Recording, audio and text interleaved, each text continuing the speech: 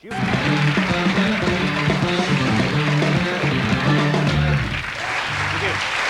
you. Thank you. Nice to be here. So I'm a comedian. That's my job.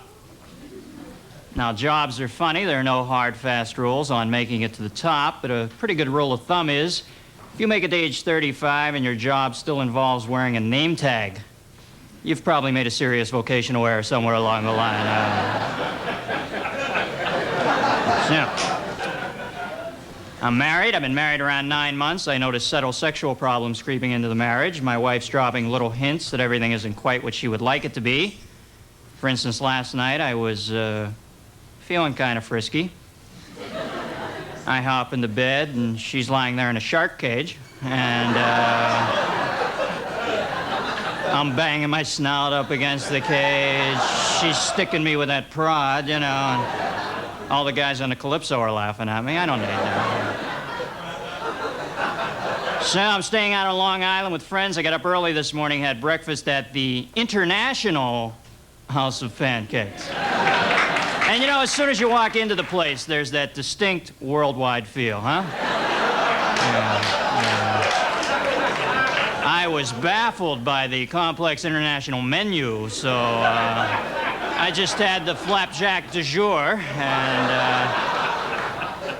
you know, my syrup steward helped me with the selection.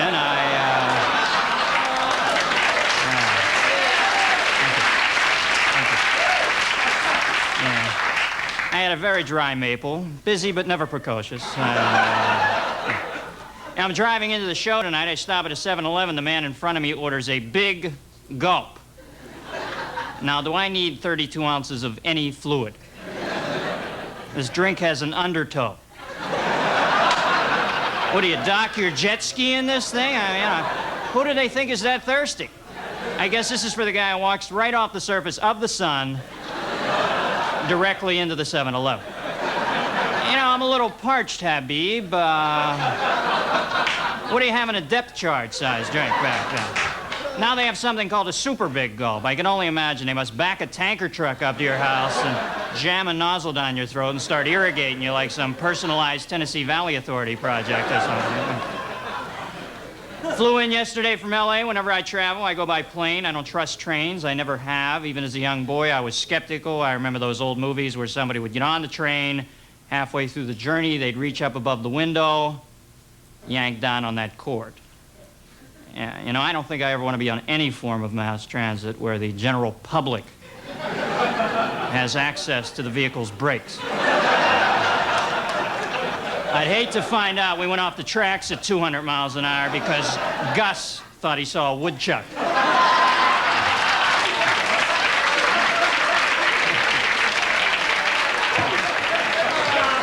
I guess the big story in New York is Bernard Goetz has finally gone to trial. The New York subway vigilante shoots 4 kids because they ask him for $5. You know, I'm not a legal expert. I don't know if this man's guilty or innocent, but I can pretty well guarantee none of his friends are going to be bumming money off him in the near future. I'd say Bernie's just a little tense, huh? You don't want to ask this cat to go Dutch. Huh? You know, I saw in the news last night, unbelievable, Walter Mondale finally resurfacing after a bad political defeat. You know, it's been a while. I don't remember the final count, but I know when I went to bed, Reagan had 598 electoral votes. Mondale had 3, which, if you think about it, is only 3 more than I had, and I didn't even run, you know?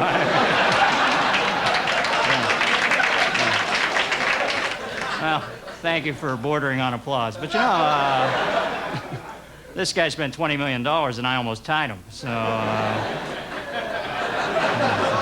that's gotta hurt, huh? So Reagan's our president again. I think Reagan's a nice man, good leader. He's getting up there, though. Got to keep an eye on him. I think when a man gets to be 70, we ought to start voting on him at the end of each week.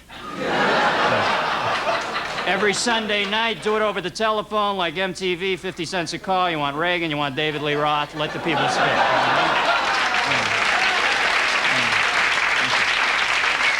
You realize at the end of this next term, Reagan will be 77 years old. 77.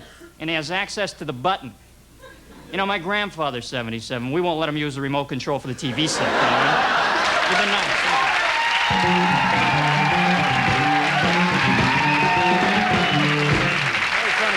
Very funny. We'll be right back, folks. Dennis Miller.